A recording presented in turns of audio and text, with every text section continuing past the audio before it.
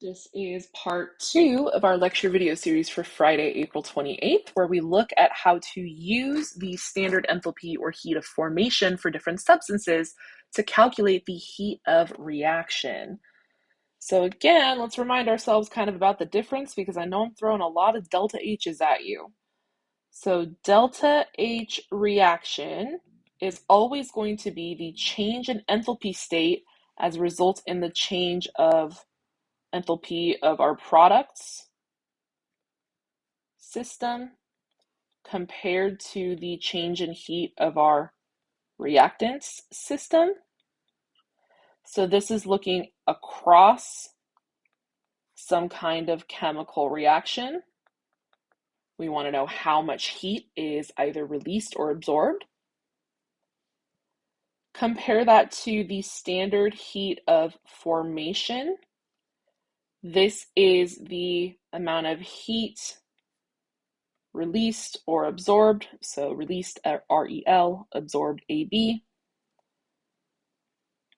when 1 mole of a substance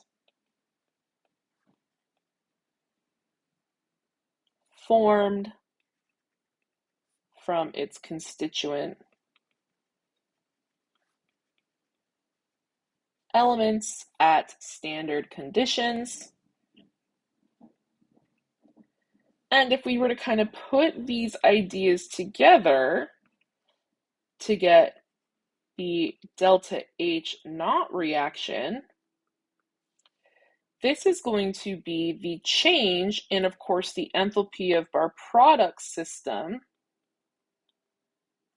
and the enthalpy of our reactant system. However, since we are using standard heat of formation values, we have to be looking at a reaction that is carried out at standard conditions. So this is the heat that is evolved across some chemical reaction at standard conditions. So how does this work then? Like, where is it that the heat of formation comes into play when calculating the standard heat of a reaction? Because so far, I've just said that this is all happening at standard conditions, right? I haven't really yet related that to what's going on in the heat of formation. So again, let's familiarize or remind ourselves about the idea of what's happening in a chemical bond. This all comes back to the idea of bonds being broken and bonds being formed. So in our products system, we have bonds that are being formed because we are making products. Now, in our reactant system, we have just the opposite, right? We instead have bonds being unformed, which you and I call broken, because we are consuming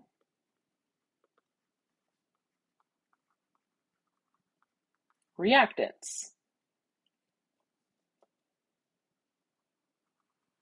So since I can think about bonds being formed and bonds being unformed, then I can relate my product system to the heat of formation of our product bonds. And I can relate this then for our reactant system to the inverse. So we flip the sign of the heat of formation of our reactants.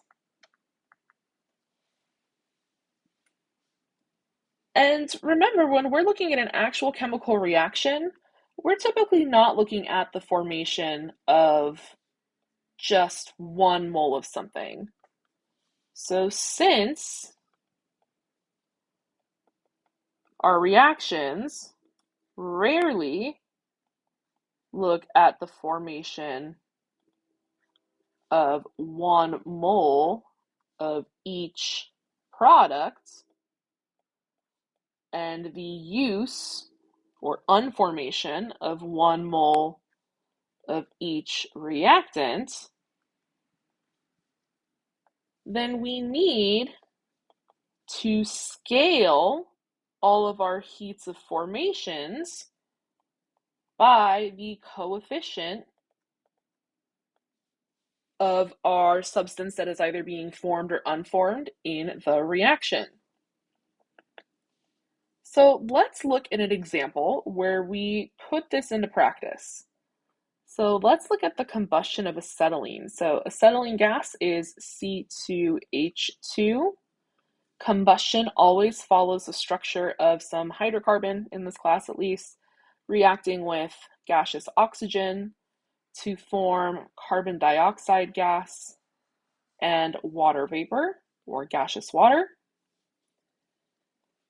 And if we are going to balance this combustion, I don't know if I've mentioned this on video yet, but anytime you're balancing a combustion reaction, highly recommend doing this by CHO, meaning balance carbon, then hydrogen, then oxygen. So starting with my carbon balancing, I have 2 carbons on my reactant side and only 1 on my product side, so I need to double the amount of carbon dioxide made. So CHO, C, balance my carbon. H, that's coming up next, I need to balance my hydrogen. So I have 2 hydrogens on my reactant side and 2 on my product side. So far that looks good. And now let's look at oxygen. I have 2 times 2, which is 4 oxygen atoms from the carbon dioxide, plus 1 oxygen atom in the water. That's a total of 5 oxygen atoms. And the only thing that is doubled to give 5 is 2.5.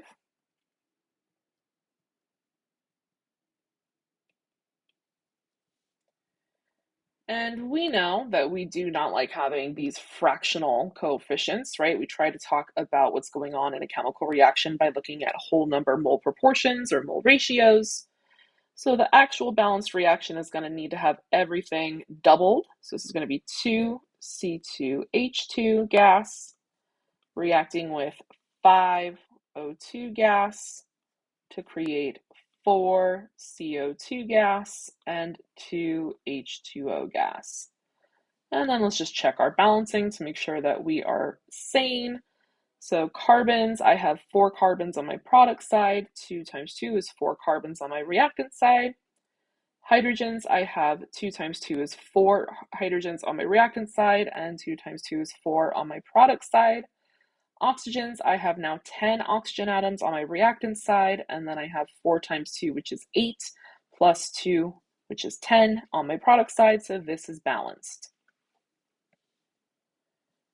All right. So let's think about our products, right? Our products are what's being formed.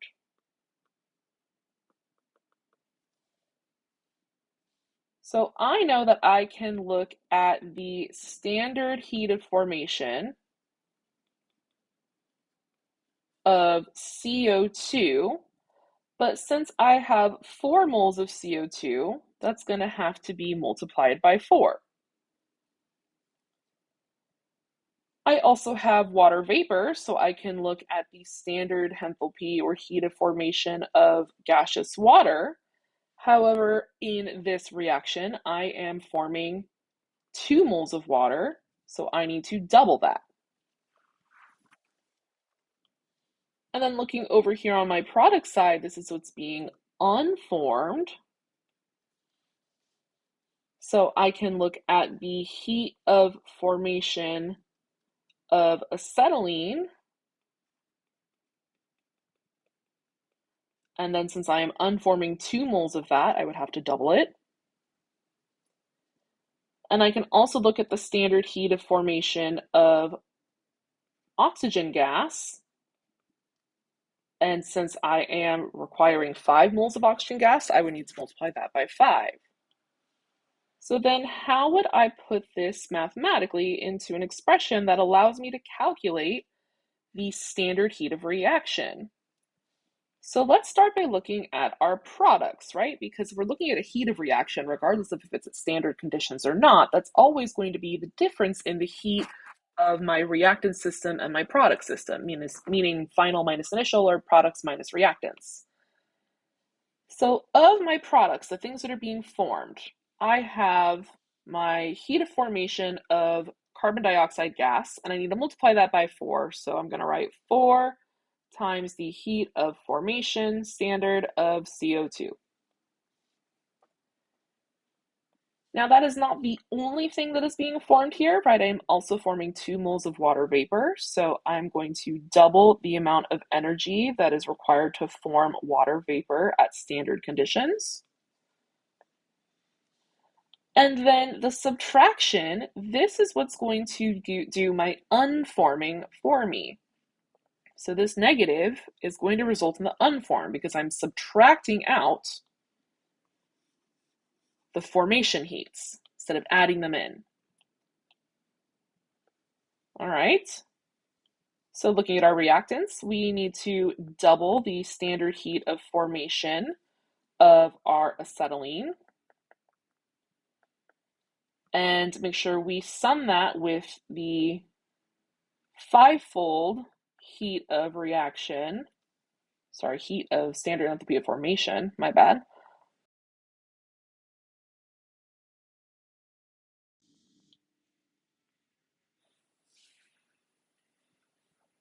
All right, so this is the total amount of energy involved in the formation of the products, right, at standard conditions. And this is the total amount of energy that's involved in the unformation of the reactants. And of course, the difference in these is what gives us our heat of reaction, but at standard conditions. So in order to do this problem, you are going to need access to our table of standard enthalpies of formation. Really hope these things are on here. Okay, so let's see here.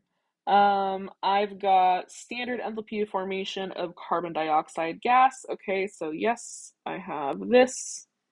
I also do have water vapor. I have this.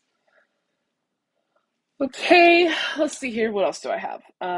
I've got acetylene. Yay, I have acetylene here.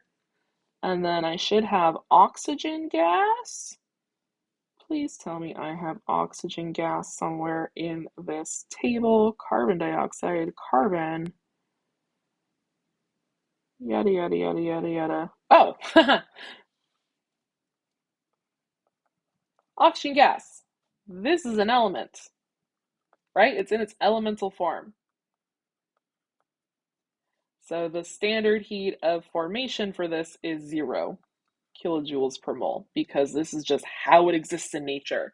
We don't have to make it from anything. Like if I were to go find oxygen anywhere in the physical world, it would exist already as O2. All right, let's do this standard heat of reaction calculation. So again, this is all based on theory in the sense that like you and I are not going into the lab and collecting any data. Rather, we are looking at tabulated or listed reference values in order to do these calculations.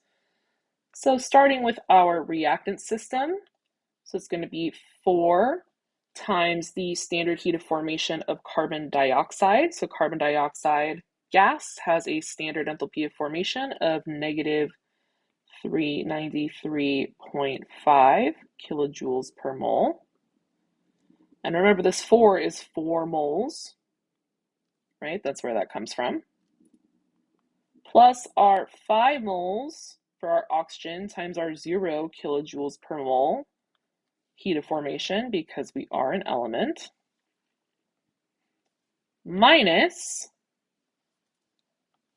I've got 2 moles.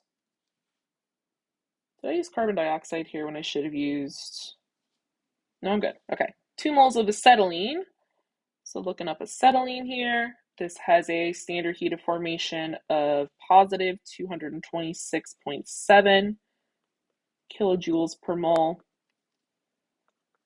Plus, and now we have water vapor. So we've made, let's see here.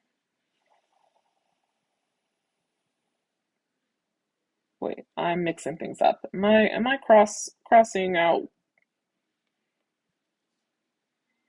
What's going on here? Yes, I put in my reactant in my product. Hoo boy. So here we need to do the H2O. So this is going to be our 2 times our enthalpy reaction, standard enthalpy of formation of 241.8 kilojoules per mole for water. All right, this is our acetylene, and then oxygen, that's the one that's 5 times 0.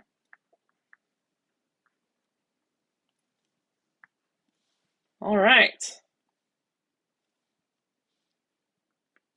So let's figure out what we get at least for our reactants. So we have 4 moles times negative 393.5. So this becomes negative 1,574 kilojoules, right? Mole and mole cancel. So that's for carbon dioxide. For water, this is 2 times 241.8. So that's, again, a negative 483.6 kilojoules minus our reactants. So that is going to be twice of 226.7 positive. So that is 453.4 kilojoules, plus for oxygen, our elemental substance, that's 0. Okay, so now we're going to have our reactants. Let's go ahead and add these guys up. So it's going to be a negative and a negative added together. So it's going to be a more negative value. So I'm just going to add the positives and make them negative. If that didn't make sense to you, ignore me. So 1574 plus 483.6. This gives me negative 2057.6 kilojoules minus our positive 453.4 kilojoules. So this is again going to become more negative, right? Subtracting. I could think about it as adding a negative like this. So don't forget your algebra. So plus 453.4. This gives me negative 2511 kilojoules. And because this is a negative sign, this is an exothermic reaction. I'm sorry if that yellow is really, really bright. It seems like it's bright to me. Let's try this. Meaning that the reaction, if this were carried out at standard conditions, would ultimately be releasing heat into the environment. And when you think about what goes on in combustion, that typically tends to make sense, right? Combustion, like we think about a fire or creating some kind of flame or like a Bunsen burner even, we, the surroundings, feel heat because the combustion is a stabilizing process that is releasing or transferring thermal energy out of the systems into the surroundings as a result of that chemical reaction. So this is how we can use these tabulated standard heats of formation to calculate the heat of reaction at standard conditions, just by recognizing that our products are what are formed and our reactants are what are unformed. So that difference, as long as we keep track of what's going on with our mole coefficients, will allow us to get this heat of reaction. If you would like, we can always write this in like a generalized form. So this is going to be the sum, capital sigma sum, of the moles of reactant, product, times the standard heat of formation of our product minus the sum of our moles of reactant times our standard heat of formation of reactant. You will notice that you can get this mathematical equation just by kind of conceptually figuring out, like we did here, what's being formed and what's being unformed. But this is the equation that allows us to determine the heat of reaction at standard conditions from our heat of formation values, where N equals the number of moles that we have for our coefficients that are reacting or formed, and delta HF naught is our standard STD heat of formation. This is something that is in a reference table, meaning you're not expected to know these, but you are expected to be able to find them on a table. And remember, the sigma means sum of. All right. So that was one way to calculate the heat of reaction. So we have gone through method one, how to calculate the heat of reaction using standard enthalpies or heats of formation. Up next, the second method, which I find to be a little bit more fun, it's kind of like a puzzle, is using something called Hess's law. So in our third video, we will discuss the definition of Hess's law and kind of the rules associated with it, and then